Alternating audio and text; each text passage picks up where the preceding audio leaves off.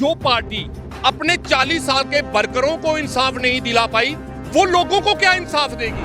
ऐसी कौन सी बिजली प्रोवाइड की गई 24 आवर हमें बिजली मिल रही है, जिसके कारण हमारे बिल जो है वो 2500 से 3000 रुपए हो गए। लोगों को समझ नहीं आ रही कि हम बताएं किसे, जिसको बताना है वो हमें दिखते नहीं। पहले हम बात करते थे कि टनल पार के जो हमारे लोग हैं वो हमारे साथ जायती कर रहे हैं, लेकिन अब तो हमारे अपनों ने हमारे साथ जायती करना शुरू की।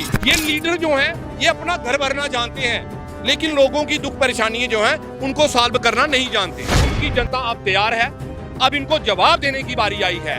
अगर प्रधानमंत्री जी ने हमें सुमरोड दिया था तो हमारे यहाँ के नालायक लीडरों की वजह से वो सुमरोड नहीं बन पाया। मैं आपके चैनल के माध्यम से देवेंद्र राणा जी को बोलना चाहता हूँ कि दिल्ली बेजरों को आप 10 दिन के बाद नहीं, आज पक्का कीजिए, और मेरे जैसे कई लोग होंगे, हम इलेक्शन ही नहीं लड़ेंगे। पिछली बार भी जब इलेक्शन थी तो इनको ऐसे ठूठा लिए इनके पास आते थे कि दिल्ली बेजर हमें वोट दे, हम इनको पक्का करेंगे, लेकिन आज तक नहीं कर पाए। MP साहब ने पार्लियामेंट के बीच में हमारा ये इशू रखा और आज उसको भी हुए महीना 1.5 महीना हो गया, MP साहब की भी सुनवाई जो है वो नहीं की जा रही। जब आप यहाँ पे मिनिस्टर थे, आपने कितना काम किया सांबा का, आपको जवाब देना होगा। ये जनता का सवाल है, जनता आपसे पूछ रही है। हम यहाँ पे चिट्टा नहीं बिकने देंगे। सांबा में जो चिट्टे के व्यापारी घूम रहे हैं, मैं इनको चेतावनी देना चाहता हूँ कि आप सतर्क हो जाएं। हम किसी भी यहाँ के किसी भी बंदे को यहाँ पे चिट्टा नहीं बेचने देंगे। जनता के बीच में जो लोग काम कर रहे हैं उनको जिताकर जब आगे लाएंगे तो इन लोगों का एक एक काम जो है वो होगा। इस समय हमारे साथ लवलू संब्याल जी बात करने के लिए मौजूद हैं। पूर्व सरपंच रह चुके हैं सांबा के, और इस बार ये MLA इलेक्शंस में उम्मीदवार हैं, इंडिपेंडेंट उम्मीदवार हैं। इनसे जानने की कोशिश करेंगे कि किन मुद्दों के साथ ये लोगों के बीच जा रहे हैं और क्या कुछ मुद्दे रहेंगे आप सर इस बार इलेक्शन में। लक्ष्मण जी, पहले तो बहुत बहुत धन्यवाद आपका। तो जैसे मुद्दे आप बात किनारे हो, मुद्दे एक हो तो हम उसके ऊपर बात करें। पिछले 10 साल में जब से ये गवर्नमेंट आई है और 70 साल पहले जो गवर्नमेंट थी, दो ही वादे होते थे कि गरीबी दूर करेंगे, लोगों को सुविधाएं देंगे, डोर स्टेप के ऊपर सारी सुविधाएं मिलेंगी। और उन सुविधाओं को लेकर अगर आज की बात करें तो जो हमारी बेसिक फैसिलिटीज़ हैं, जिसमें बिजली, पानी, रास्ता, राशन, वो ही इन लोगों से पूरा जो है वो नहीं हो पा रहा। सबसे पहली बात करेंगे कि 70 और 10 साल की सरकार आज तक हम लोगों को पेट भर पानी नहीं पिला सकी है। लोग आज भी प्यासे हैं हमारे। अगर मैं सांबा की आपको बात करूं कि 5-5, 6-6 दिन के बाद हमारे बाजार में, हमारी मंडियात में, म्युनिसिपल एरिया में पानी आ रहा है। पिछले दिनों की सुंब की बात बताऊं तो महीना हो गया वहां पे पानी आए हुए। ऐसे ही हमारे जो सराउंडिंग एरिया है, सारे यहाँ पे पानी की दिक्कत जो है आए दिन बनी रहती है।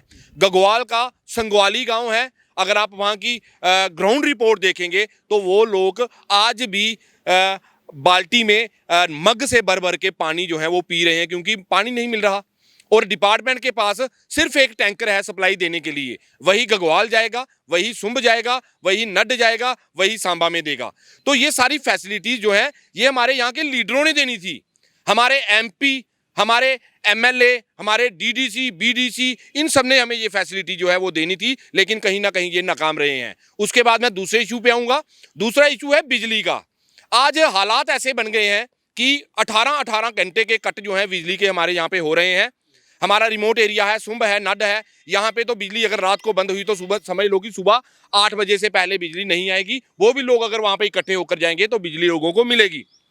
पहले हमारे बिल जो थे 100, 150, 200 रुपया बिल जो बिजली के आते थे, पर पता नहीं कौन से मीटर इन्होंने ऐसे लगाए कि बिजली का बिल आज जो है 2000 से 2500 रुपया हो गया है। और इसके बाद अगर स्मार्ट मीटर लगेंगे तो वो भी 3000 से 3500 रुपया हो जाएगा। अगर पहली सरकारें यहाँ पे रही, ये बिल जो है 150-200 रुपया आते रहे। ऐसी कौन सी बिजली प्रोवाइड की गई 24 आवर हमें बिजली मिल रही है, जिसके कारण हमारे बिल जो है वो 2500 से 3000 रुपये हो गए। लोग काफ़ी परेशान हैं, लोगों को समझ नहीं आ रही कि हम बताएं किसे, जिसको बताना है वो हमें दिखते नहीं, उनकी सुनवाई ही नहीं है।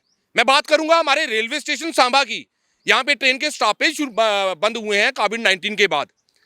हमने हर एक दरबार, हर एक दरवाजा, हर एक ऑफिसर, मिनिस्टर जो आउटरीच सेंटर प्रोग्राम में आए, उनसे हमने दरख्वास्त की, रिटर्न में एप्लीकेशंस दी, मेमोरेंडम सौंपे, और वहाँ पे हमारे जो चुनिंदा यहाँ के सरपंच पंच थे, उन्होंने अपनी स्टंप लगाकर उनके ऊपर दी कि हम रिप्रेजेंटेटिव हैं। प्रधानमंत्री जी की तरफ से पंचायतों को सशक्त करने के वादे किए जा रहे हैं, लेकिन हमारी अप्रोच नहीं हो रही, हमारी सुनवाई नहीं हो रही। यहाँ तक कि 3 सेंट्रल मिनिस्टर, जिसमें नारायण तांत्रे, शांतनु कुमार और लास्ट में हमारी MOS जो रेलवे हैं दर्शना जरदोश, उनसे भी हमने भेंट कर उनको ये मेमोरेंडम सौंपा कि हमारी रेलवे स्टेशन पे जो 74 का हमारा स्टेशन है, तब से हमारे ट्रेन के स्टॉपेज जो हैं वो रेगुलर जो है कोविड के बाद बंद हुए, उनको चलाया जाए, रिस्टोर किया जाए। लेकिन हमारे वो स्टेशन आज तक शुरू नहीं हो पाए। और बड़ी बात तब हो गई जब हमारे MP साहब ने पार्लियामेंट के बीच में हमारा ये इशू रखा, और आज उसको भी हुए महीना 1.5 महीना हो गया, MP साहब की भी सुनवाई जो है वो नहीं की जा रही। तो कहीं ना कहीं साजिश जो है सांबा के साथ की जा रही है। इसी साजिश का धीरे धीरे हम हिस्सा बनते जा रहे हैं। हमारे लोगों के साथ ये बड़ी साजिश जो की जा रही थी, पहले हम बात करते थे कि टनल पार के जो हमारे लोग हैं वो हमारे साथ जायती कर रहे हैं, लेकिन अब तो हमारे अपनों ने हमारे साथ जायती करना शुरू की। 25 MLA भारतीय जनता पार्टी के जिताकर लोगों ने यहाँ पे भेजे थे, उनमें से एक भी MLA जो है, एक भी सेंटर कैबिनेट मिनिस्टर जो है वो हमारे सांबा के लोगों के साथ खड़ा नहीं हो रहा।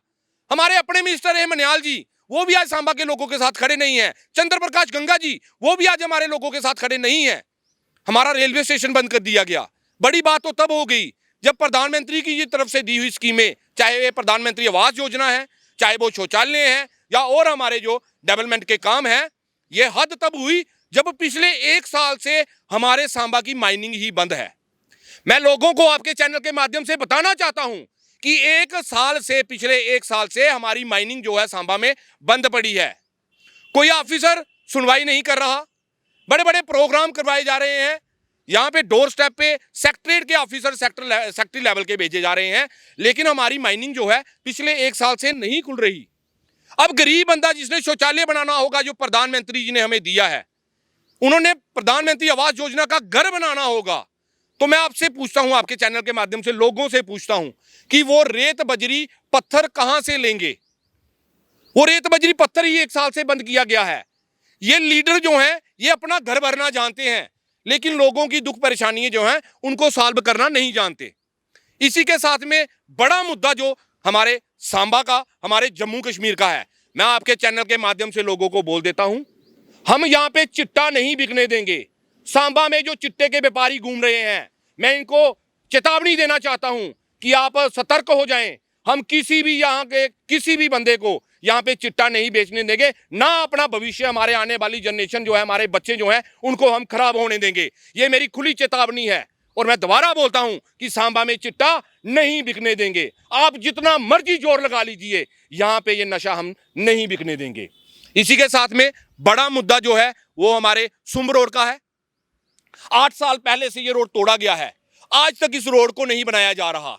एक लालीपप को इलेक्शन जब आती हैं, चाहे वो BDC, DDC, MLA, MP की इलेक्शन आई, तब जल्दी जल्दी मशीनें लेकर वहां पे आते हैं, लोगों को बहलाते फुसलाते हैं और छोटा सा काम करके बोलते हैं कि ये रोड बन जाएगा। लेकिन 8 साल में कम से कम 4 इलेक्शन जो है वो हो गई, उसके बावजूद भी हमारा जो है सुंब का रोड नहीं बना। और सुंब की जनता अब तैयार है, अब इनको जवाब देने की बारी आई है। अगर प्रधानमंत्री जी ने हमें सुंब रोड दिया था तो हमारे यहाँ के नालायक लीडरों की वजह से वो सुंब रोड नहीं बन पाया, लेकिन अब जनता जाग चुकी है। इनको जवाब जो है जनता की तरफ से दिया जाएगा। और बार बार जो जनता को बेवकूफ बनाया गया, कभी पुली का काम लगा के, कभी ब्लैक टॉपिंग थोड़ी सी करवा के, कभी लोगों को विश्वास दिला के, अब जनता जो है इनके जुमलों में आने वाली नहीं है।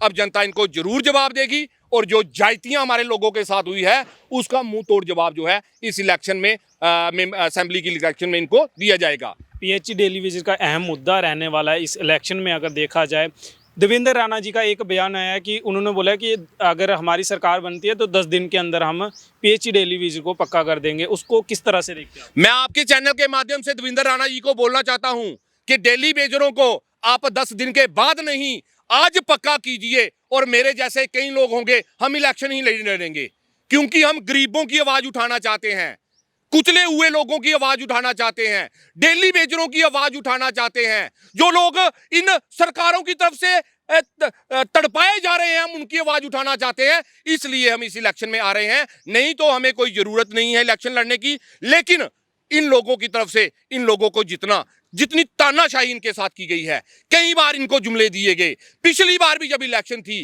तो इनको ऐसे ठूठा लिए इनके पास आते थे कि डेली बेजर हमें वोट दे, हम इनको पक्का करेंगे, लेकिन आज तक नहीं कर पाए। अब जो पिछली इलेक्शन भी पार्लियामेंट की थी तब भी इनको यकीन दिलाया गया कि हम आपको पक्का करेंगे, नहीं कर पाए। और डेली बेजरों ने मुंह तोड़ जवाब दिया। कहाँ 4 लाख का जो इनका इलेक्शन का फर्क था उसको नीचे निकालकर 1 लाख के ऊपर ला दिया, और अब तो घर घर की इलेक्शन है।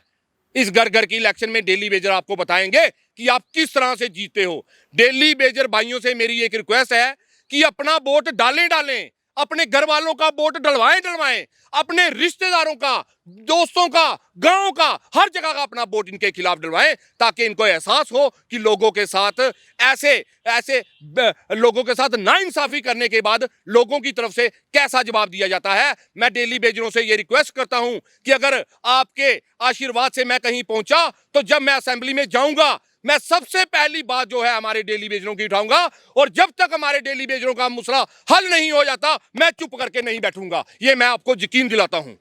बीजेपी में जो हलचल चल रही है उसको किस तरह से देख रहे हैं?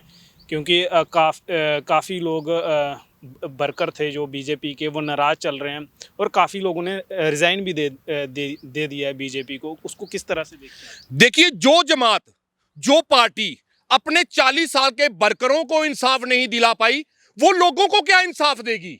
ये लोगों को सिर्फ बेवकूफ बनाना चाहते हैं, लोगों को तड़पाना जानते हैं। इनके हाथों कोई काम होने वाला नहीं है।